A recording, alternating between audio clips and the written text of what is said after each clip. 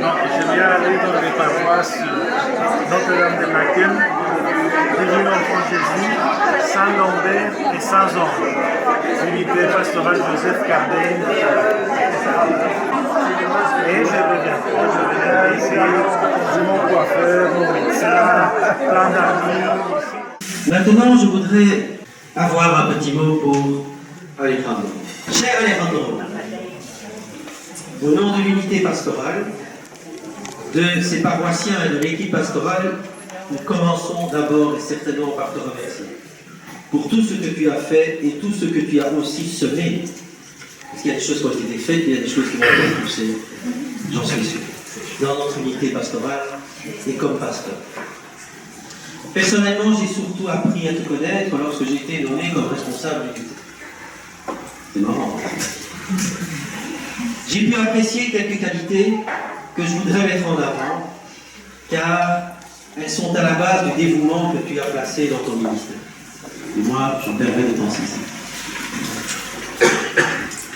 L'équité pastorale. En effet, cela n'a pas toujours été facile pour toi, car tu étais souvent et toujours tendu entre d'une part ton rôle au sein de la communauté du chemin catéchuménal, ayant notamment, il faut quand même le dire, une lettre de notre cardinal pour les familles adjentes, et ton rôle de prêtre diocésain. Or, tu as toujours assuré ta mission de part et d'autre avec loyauté et zèle. Ton oui est un oui, ton non est un non, tout en restant ouvert au dialogue. Ces 2 dernières années, j'ai pu en faire l'expérience. Pour cela, merci. Une présence. Tu as toujours répondu présent pour toutes les animations que l'unité désirait mettre en place. Et nous en avons eu une démonstration importante lors de cette crise et de ton aide précieuse dans les matinées de la foi que nous avons continué à organiser, ainsi que les sacrements d'initiation. Jamais dans l'imposition, toujours dans la participation. Participation, principalement avec Gisèle, qui était un peu aux commandes, notre animatrice en pastorale, qui a orchestré ses catéchèses, mais sans jamais te tenir au courant, vous tenir au courant, puisque le portable était tenu au courant également. Dans la liturgie, où tu aimes la précision, non pas par maniaquerie, mais par la prise au sérieux de ton rôle de prêtre à la suite du Christ, que tu aimes, je suis sûr, par-dessus tout. Une présence dans les événements marquants, comme par exemple, je prends cet exemple-là, le chemin de croix lors du Vendredi Saint et lors des célébrations. Une présence dans les écoles, les maisons de repos, ainsi qu'à l'hôpital Sainte-Élisabeth, dès qu'on te demandait si tu pouvais être là. Je pourrais continuer. Mais j'ajouterais encore, ce serait long, parce que une présence aujourd'hui. J'ajouterais encore, tenez-vous bien, un technicien. Le helpdesk informatique.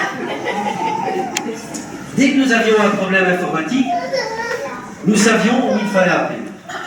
Et tu as toujours répondu présent. C'était bien pratique et pas sûr que je ne le réutiliserai pas de temps en temps.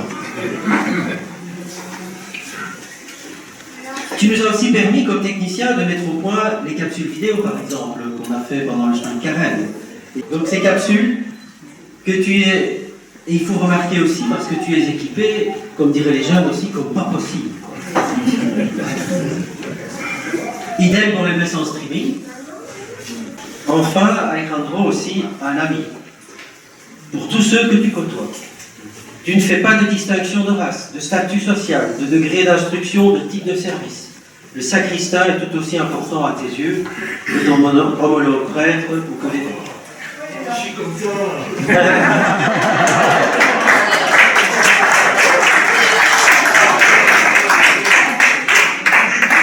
Bref, j'ai presque envie de dire qu'il manque à Jésus d'être informaticien. Merci Alejandro pour la personne que tu es.